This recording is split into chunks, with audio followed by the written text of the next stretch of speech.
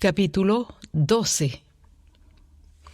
Entonces comenzó Jesús a hablarles en parábolas.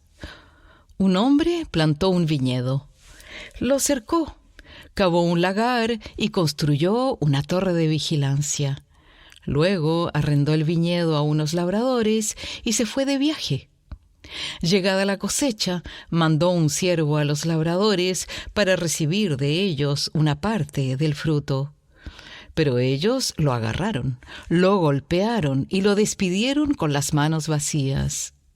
Entonces les mandó otro siervo. A éste le rompieron la cabeza y lo humillaron. Mandó a otro, y a éste lo mataron. Mandó a otros muchos. A unos los golpearon, a otros los mataron. Le quedaba todavía uno, su hijo amado. Por último, lo mandó a él, pensando, a mi hijo sí lo respetarán. Pero aquellos labradores se dijeron unos a otros, este es el heredero, matémoslo, y la herencia será nuestra. Así que le echaron la mano y lo mataron, y lo arrojaron fuera del viñedo. ¿Qué hará el dueño? Volverá, acabará con los labradores y dará el viñedo a otros. ¿No han leído ustedes esta escritura que dice, la piedra que desecharon los constructores ha llegado a ser la piedra angular? Esto es obra del Señor y nos deja maravillados.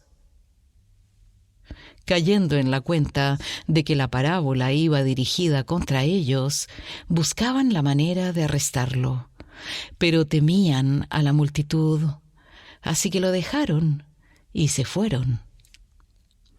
Luego enviaron a Jesús algunos de los fariseos y de los herodianos para tenderle una trampa con sus mismas palabras. Al llegar le dijeron, «Maestro, sabemos que eres un hombre íntegro.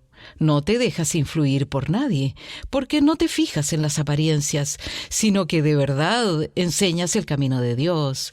¿Está permitido pagar impuestos al César o no? ¿Debemos pagar o no?» Pero Jesús, sabiendo que fingían, les replicó, «¿Por qué me tienden trampas? Tráiganme una moneda romana para verla». Le llevaron la moneda y él les preguntó, «¿De quién son esta imagen y esta inscripción?» «Del César», contestaron. «Denle pues al César lo que es del César, y a Dios lo que es de Dios». Y se quedaron admirados de él. Entonces los saduceos, que dicen que no hay resurrección, fueron a verlo y le plantearon un problema. «Maestro, Moisés nos enseñó en sus escritos que si un hombre muere y deja a la viuda sin hijos, el hermano de ese hombre tiene que casarse con la viuda para que su hermano tenga descendencia. Ahora bien, había 7 hermanos. El primero se casó y murió sin dejar descendencia. El segundo se casó con la viuda, pero también murió sin dejar descendencia. Lo mismo le pasó al tercero. En fin, ninguno de los 7 dejó descendencia.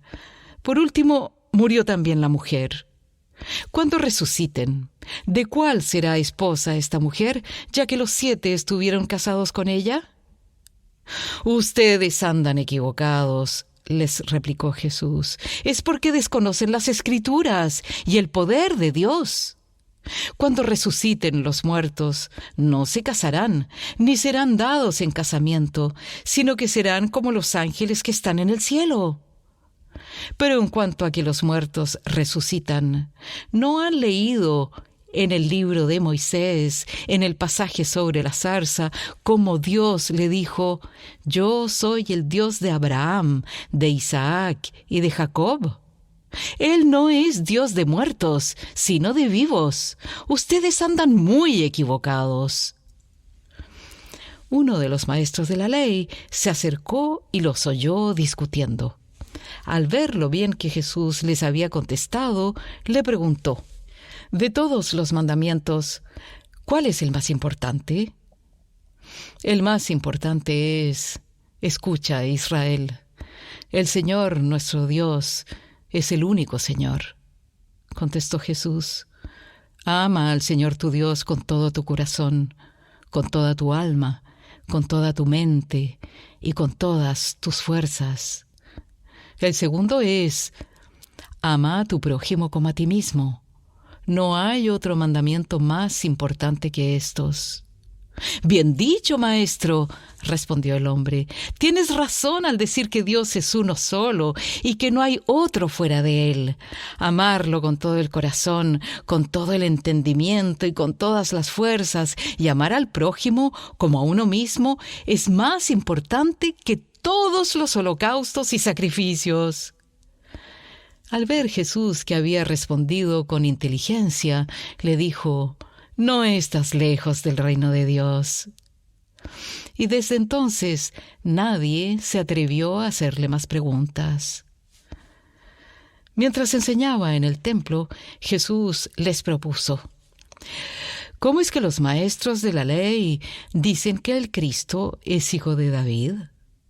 David mismo, hablando por el Espíritu Santo, declaró: dijo el Señor a mi Señor, siéntate a mi derecha, hasta que ponga a tus enemigos debajo de tus pies. Si David mismo lo llama Señor, ¿cómo puede ser su hijo? La muchedumbre lo escuchaba con agrado. Como parte de su enseñanza, Jesús decía: tengan cuidado con los maestros de la ley. Les gusta pasearse con ropas ostentosas y que los saluden en las plazas, ocupar los primeros asientos en las sinagogas y los lugares de honor en los banquetes. Se apoderan de los bienes de las viudas y a la vez hacen largas plegarias para impresionar a los demás. Estos recibirán peor castigo. Jesús se sentó frente al lugar donde se depositaban las ofrendas y estuvo observando cómo la gente echaba sus monedas en las alcancías del templo. Muchos ricos echaban grandes cantidades, pero una viuda pobre llegó y echó 2 moneditas de muy poco valor. Jesús llamó a sus discípulos y les dijo: les aseguro que esta viuda pobre ha echado en el tesoro más que todos los demás.